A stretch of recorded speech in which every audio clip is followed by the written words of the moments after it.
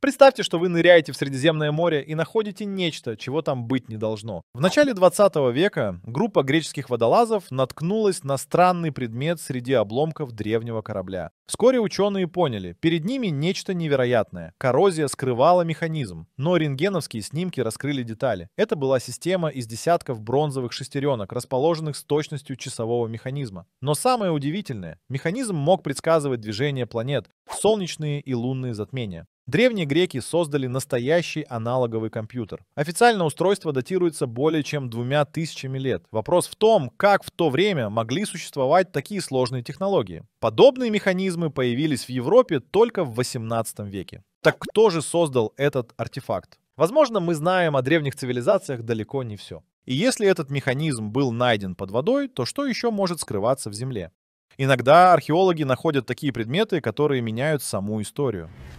Древние могилы порой хранят шокирующие находки. По всему миру, от Южной Америки до Египта, находят черепа странной формы. Они вытянуты вверх, как будто принадлежат существам с другой анатомией. Некоторые ученые говорят, что это дело рук самих людей. В древности практиковались традиции изменения формы черепа. Младенцам бинтовали головы, придавая им вытянутый вид. Но вот что странно, среди найденных черепов есть такие, у которых объем мозга больше обычного. Анатомически они отличаются от человеческих. Самые известные черепа были найдены в Перу, в городе Паракас. Их возраст более 3000 лет. Генетический анализ показал, их ДНК отличается от обычного человеческого. Откуда появились эти существа? И были ли они людьми вообще? Некоторые считают, что это следы древних цивилизаций, о которых мы ничего не знаем. Или, возможно, подтверждение старых легенд о богах, спустившихся с неба.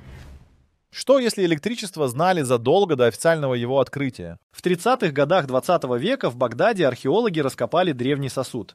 Внутри него находился медный цилиндр и железный стержень. Воспроизведя эту конструкцию, ученые получили слабый электрический заряд. Этому артефакту более 2000 лет. Современная наука считает, что древние цивилизации не могли знать о батарейках. Но если это так, то зачем нужен был этот сосуд? Есть предположение, что он использовался для гальваники. Возможно, древние мастера покрывали металлы тонким слоем золота с помощью электрического тока. Или, может, эта технология имела другое предназначение. Например, использовалась в ритуальных практиках. Но тогда возникает вопрос, если 2000 лет назад уже существовали источники электричества, какие еще технологии могли быть утеряны со временем?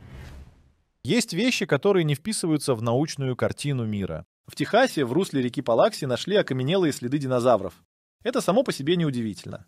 Но рядом с ними археологи обнаружили отпечатки, напоминающие человеческие ступни. Если верить официальной науке, люди и динозавры жили в разные эпохи. Их разделяют десятки миллионов лет. Так как же можно объяснить эту находку? Одни ученые говорят, что это просто необычные следы динозавров, которые похожи на человеческие. Другие считают, что это подделка. Но есть и те, кто уверен, история человечества намного сложнее, чем мы думаем. Эти следы не единственное свидетельство. По всему миру находят древние изображения, на которых люди нарисованы рядом с динозаврами. Если это правда, то кто же оставил эти следы? Обычный молот, вот только возраст камня, в котором он найден, исчисляется сотнями миллионов лет. Эта находка была сделана в Техасе в 19 веке. Камень, в котором оказался молот, относится к древним геологическим слоям. Сам инструмент покрыт окаменелой оболочкой, а его рукоятка частично превратилась в уголь. Металл молота оказался необычным, его состав слишком чистый для примитивных технологий древних цивилизаций. Официальная наука утверждает, что люди миллионы лет назад просто не существовали. Тогда как объяснить этот артефакт? Некоторые предполагают, что молот — это подделка, случайно попавшая в древние слои. Другие говорят, что перед нами следы давно потерянной цивилизации. Может, это доказательство существования тех, кого мы называем богами древности? Как можно нарисовать карту места, которое официально не открывали? В начале 16 века османский адмирал Пири Рейс составил карту, которая поставила ученых в тупик.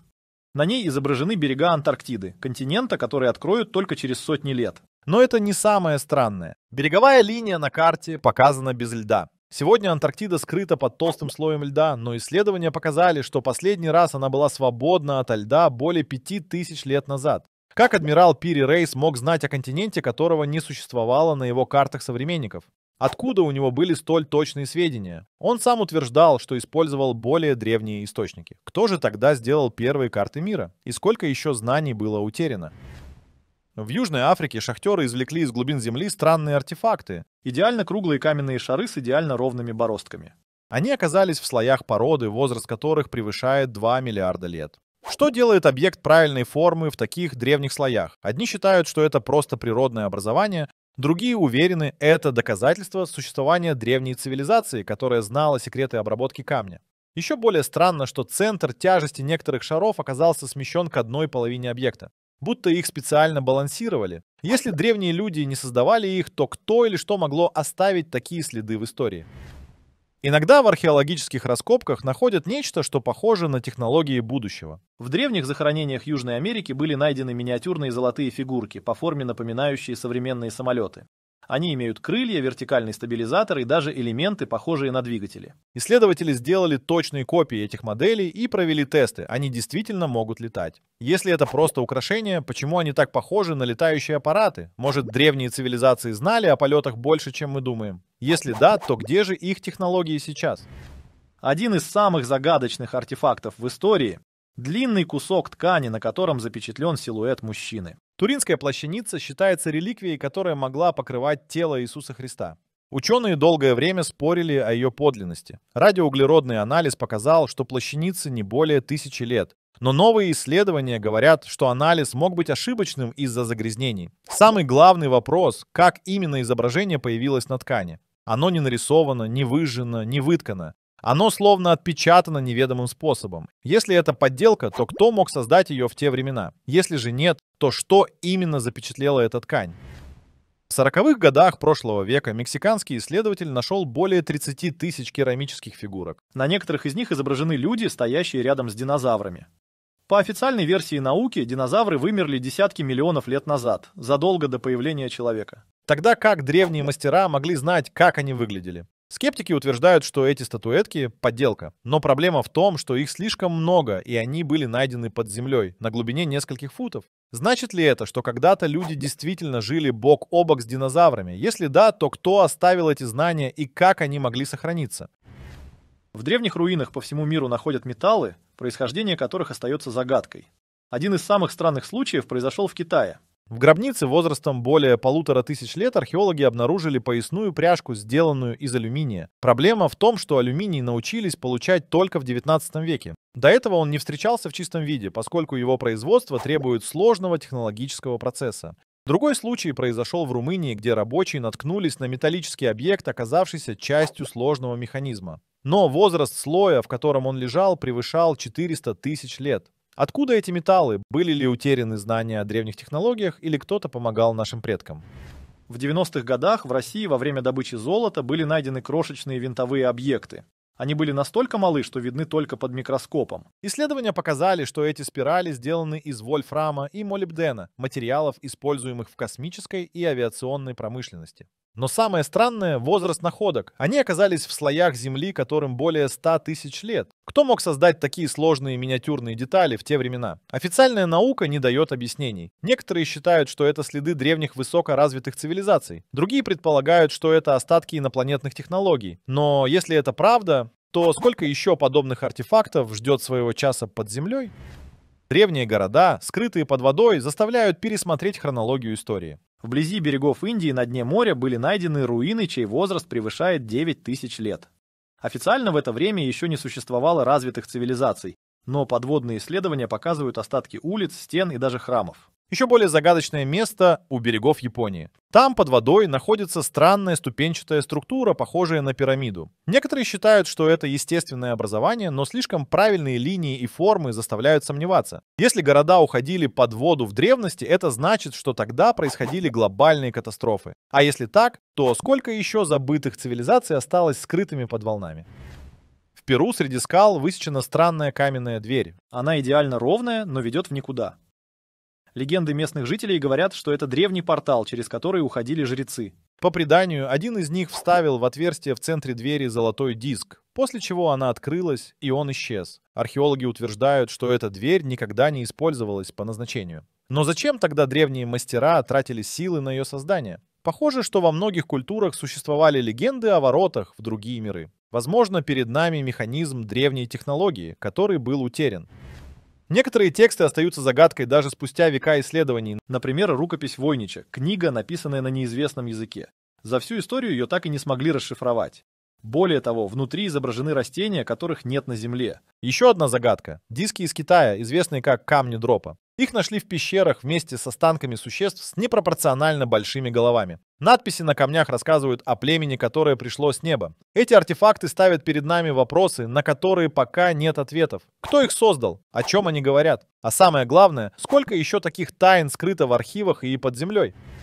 Представьте археологов далекого будущего, которые раскапывают руины нашей цивилизации.